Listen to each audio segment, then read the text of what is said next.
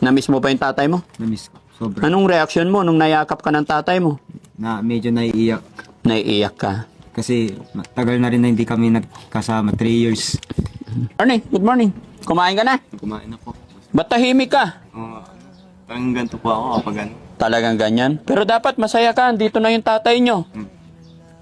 Yung sabi niya ngayon, nung dumating siya, anong sabi niya sa'yo?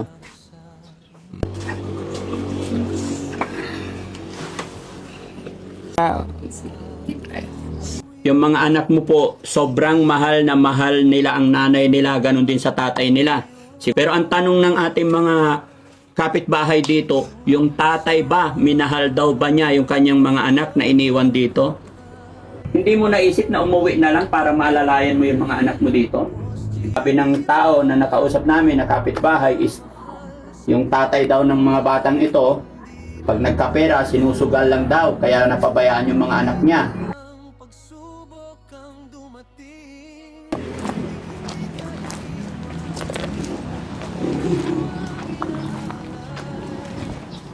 Apo! Magandang hapon. Ako po yung tatay nila.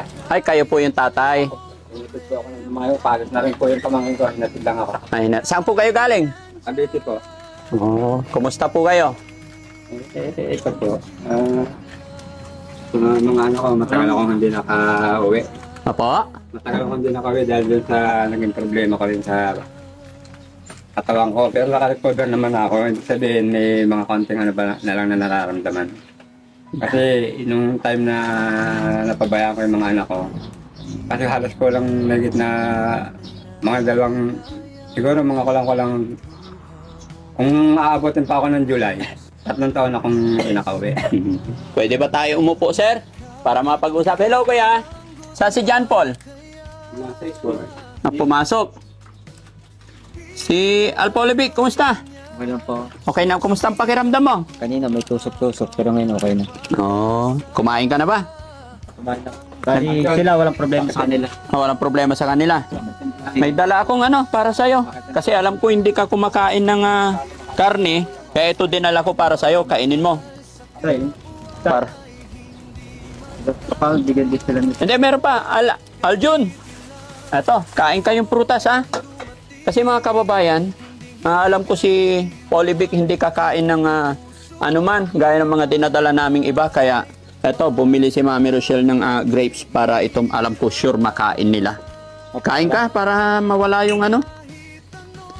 Sakit kanina may tusok-tusok eh. Naramdaman ako tusok-tusok kanina. Pero ngayon, okay naman na ako. Opo. Wala na akong nararamdaman tusok-tusok. 11:48. Mga kababayan, nag-lunch na po ba kayo, tay? Kumain na. Totoo, dumating na katatapos lang namin. Katatapos niyo lang. Kumain. Ba't nagkakape? Ibiyaya isang pamangkin ko para daw gising na gising. Ay, oo, tama yan. Sir, magandang ano, sir. Saan ka uwi, sir? Cavite rin to. Cavite ako galing pero tayo na siya dito. Ano, iba siya muna. Ingat sa biyahe. Ito, pagkain, grapes.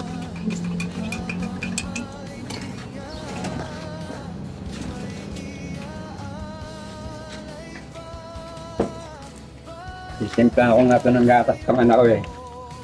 Kaya sabi ko hindi pwede kasi sa'yo, gatas ang pwede. Happy ka na, dito ng tatay mo. Anong pasalubong ni tatay sa'yo? Ano tawag dito? Yakap. Yakap. Niyakap ka niya. Walang pagkain? Yung yakap sapat na isa para sa akin. Very good. Na-miss mo ba yung tatay mo? Na-miss ko. Sobra. Anong reaksyon mo nung nayakap ka ng tatay mo? Na medyo naiiyak. Naiiyak ka. Kasi tagal na rin na hindi kami nagkasama. 3 years. 3 years. Simula nung umalis siya, wala namang problema sa akin yun kasi alam ko sa tatay ko, tricycle driver siya, naghahanap buhay siya para sa amin. Yun. Kaya, nung ano, nung pagdating niyan, nagising ako, nandyan siya na sasalubungin niya ako ng yakap, niyakap ko din siya. Yun. Naging maganda yung pakiramdam nung nayakap mo si tatay. Bali, yun lang. Yung kanina, naramdaman ko kanina talaga may tusok-tusok pero ngayon wala na. Parang may tinutus. Baka ano yan? Baka ulcer yan. No? Kasi laging, siyempre, sa loob ng mahabang panahon. Kaya yung mga anak ko, Iwanan ko talagang mga healthy sila.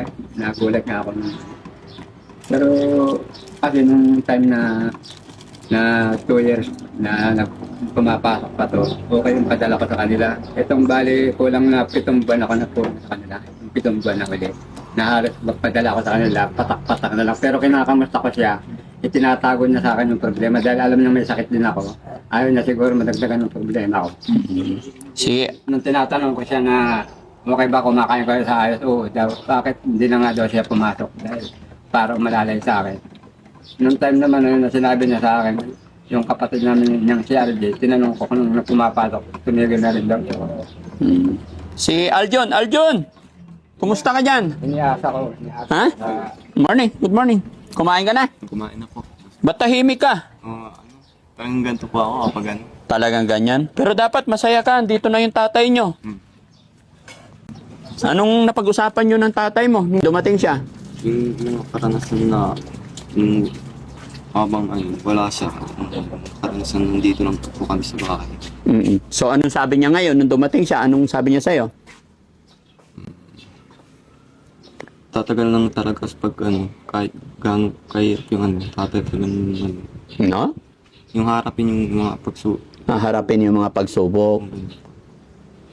Okay. At least nakita nyo yung tatay nyo sa haba ng panahon, no? Sana matulungan niya kayo. Sana gabayan niya kayo, no?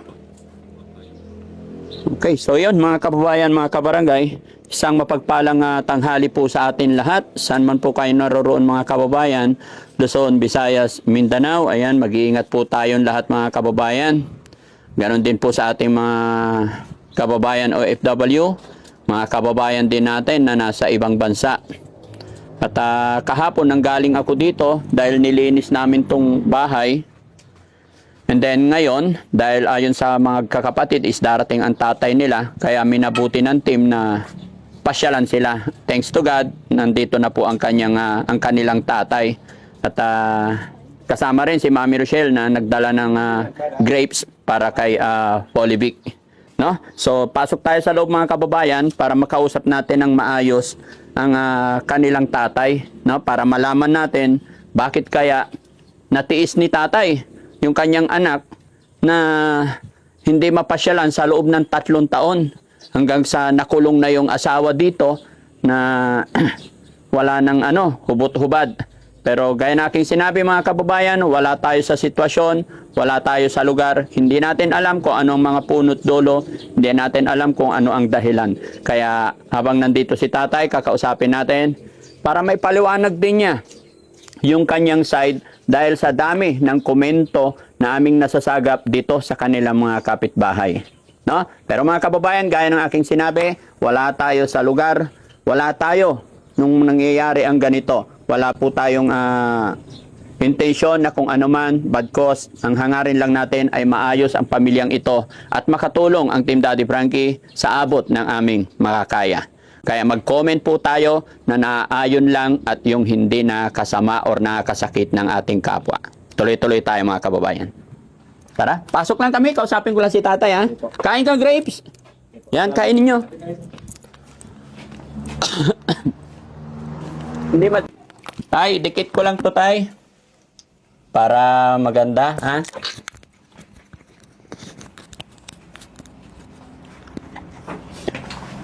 Anong pangalan ulit ni tatay? Simon Reyes. Po? Simon Saez Reyes. Raymond? Simon. Ah, Simon. Tatay Simon. Ilang taon na po si tatay? Bali 6-0. Eksakto. 6-0. 60. Saan po kayo nakatira sa Cavite? Wala akong marami akong kapatid sa Cavite, ay mga pamangkin. Pero hindi doon ako sa tricycle na tumutuloy tapos yung mga pamangkin ko may time na pinauwi ako sa kanilang bahay. Doon ako pinatitigil mga pamangkin ko. Eh ngayon sabi ko mas okay na ako dito sa tricycle basta may time na papasa na lang ako diyan kung kailan ko gusto. Kasi marami naman kayo kaya kung saan ako mapadpad. Kung saan ako makaisip pumasyal, doon ako tumutuloy temporary. Pero kung tutuusin, ako lang may gusto sa tricycle na doon ako mag-stay lang. Ay, anong hanap buhay nyo po doon? Sa tricycle nga po ako nung Nagta-tricycle kayo? May biyahe. Nabiyahe nga po. Kailan kayo dumating dito, Tay? Kanina mga pasadong alas 2 ng madaling araw. Alas 2. Alas 2 madaling araw. Parang ganyan naman, ganong oras. At 12:30. Tinignan naman sa cellphone mo. Kasi estimate ko lang yun sa akin. Wala naman akong hawak na orasan eh. Kumusta naman ang kita doon, pamamasada? Pagka nung mga maganda biyahe dyan, pag halimbawa yung mga Berna, halimbawa mga October, November, December. Pero yung mga ganito na sitwasyon, kung hindi ka talaga magtsatsaga sa biyahe, hindi ka nakikita. Pero kung matyaga ka naman, kikita pa rin. Opo. Sa oras na kalagayan ko na to, hindi ko magawa yung dati kong ginagawang biyahe nung masumpong ko na yung sakit ko na diabetic. Nung una, akala ko wala akong diabetes. Ang alam ko lang, UTI lang kasi hirap akong umihi. Ngayon, nung check upin sa doktor, sabi niya, yung diabetes mo, hindi na kaya sa inom ng kinakailangan mag-stay ka rito ng mga 2 araw. Okay. Tay, totoo ba yung sinabi ng mga anak mo na kayo'y 13 magkakapatid? Ilan kayo magkakapatid po? Yung lalaki po, 13. Sa babae? 3 po. So, 16 kayo magkakapatid? Oo. Pero yung dalawa, dalawang makasunod na taon, namatay na. Bali, 14. Pero all in all, 16 kayo magkakapatid. Oo, 14. Ang dami. Taga saan ka po talaga, Tay? Saan ka po pinanganak? Tubong Quezon kami, Chaong Quezon. Ang tatay ko, Batanggeno, ang nanay ko, Quezon. So sa lugar na to, Tay, may mga kapatid ka pa ba dito? Wala kahit isa. Wala kahit isa. Oo, wala. Tay, bago tayo magpatuloy, papakilala po ako. Bagamat siguro napanood mo na at naririnig mo na yung pangalan ko. Opo. Ako po si Daddy Frankie. Siya po si Mami Rochelle. Siya po ang aking paboritong asawa. Okay po. At ang aking mga team. Opo. Ano po? At baka magtaka kayo kung bakit ko natunton or narating tong lugar ninyo. May kapitbahay kayo dito na pumunta sa bahay ko. Pinapatulungan sana yung asawa nyo na nakakulong. Opo, salamat po. Nadatnan namin dito, Tay. Talagang nakadurog ng puso, naawa kami. Kasi yung asawa nyo nung time na yon, tawag nito, hubot-hubad. Tapos walang kain, ang payat. Opo. Alam mo yung ganon, Tay? Aware ka po ba na ganon nangyayari sa asawa Ang mo? asawa ko, nung panong kinakamusta ko yung mga anak ko, na diretso yung pagpapadala ko ayos, siya yung lahat ng binibilin ko, na pakainin ng ayos, huwag palabasin sa kulungan dahil pag nakalayo, mas hindi siya kakain ng ayos pag nakakawala sa labas. Mas magandang nandito nakakulong, di bali nakakulong basta kasama kayong mga anak, nakakakain siya sa tamang oras ako. Pero Tay, alam mo po na hubot-hubad, wala siyang tinutulugan sa simento, basa. Ang sabi ko po sa mga ano ko, ganyan ang ginagawa may time na binigyan natin niya ng higaan dyan, 2 beses, ganito katre, yung ganyan ginagawa niyang hagdanan, sumasampa siya. Gumagawa siya ng parang kung paano makalabas. Kaya yung bubong ko, may nilagyan ko ng bago ako umalis, nilagyan ko ng yero yan, binalagbagan ko ng mahabang para hindi niya maitulak. Kasi pag tinayo niya yung aking yung mga ganyang papag na binigay ko sa kanya, 2 beses kong ginawa. Kung hindi man niya madali na makuha, wawaratin niya yung mga ganyan. Parang bagay na intindihan ko, kung may natitira siyang isip, siguro nagre-rebelde rin siya. Ngayon, hindi ko na pwede siyang pakawalan kasi may time na Ano po, Tay? Pag may natitirang, pagka siya po ay alam ko pong may natitira, pagka nagre-rebelde siya na nagwawala siya, alam kong inis na inis siya sa sarili sa ginagawa ko sa kanya dahil siyempre hindi naman niya gagawin yung magwawarat ng magwawarat kung halimbawang ang isip niya ay talagang mali. Ibig sabihin hindi niya sasadyain na waratin yung kanyang higaan. At magpapakita sa akin na parang galit na kaya ako ginagawa to, nandito ako nakakulong. Tay, may tanong ako, huwag ka sana magalit. Siyempre, ilang taon na sila dito yung mga anak mo, tapos nandoon ka. May asawa ka po ba doon? Ako po, never ni minsan pamala nang maging pamilya ko sila ni minsan. Ang asawa ko ganito yan Opo. Pag walang sakit yan, kasi teacher yan, matagal na nagturo yan, mga 23 years. Pag nagkasakit yan, sa kanya lang sasabihin meron akong babae. Pero kung wala siyang sakit, wala man, hindi isang babae, walang mabanggit. Kumbaga parang, pag tinamaan na sa sakit, parang ang ramdam niya ng bababae ako. Pero kung talagang ako nang bababae, kahit wala siyang sakit, sasabihin niya nang bababae ka, no? Di ba? Pag time na wala siyang sakit, ni minsan, nagsasama kami ng maayos, hindi walang binabanggit na babae. Pag may sakit lang siya, sa kanya natasabi yun. Kaya sabi, sa madalit salita, pag nagsalita na siya ng ganyan, sintomas na yung sakit niya, sumisigi na. Tay, natatandaan mo ba kung kailan ka umalis dito nung iniwan mo yung mga anak mo at asawa? Anong taon po 'yon? Parang 23. 23. 23, ano yun, July. Mm. July. Tapos ngayon ka lang po nakabalik. July, ano? 23, 24, 25, 26, tama. Tapos tayo ngayon ka lang nakabalik mula nung umalis ka. Oo, ngayon ako nakabalik. Anong naramdaman mo, tay? Anong sumagi sa puso't isip mo? Bakit ngayon bumalik ka after po na ilang taon? Ano po? Nung makita ko na nga yung anak ko na interview sa yung bunso ko. Opo. Tapos yung panganay ko, Opo. doon.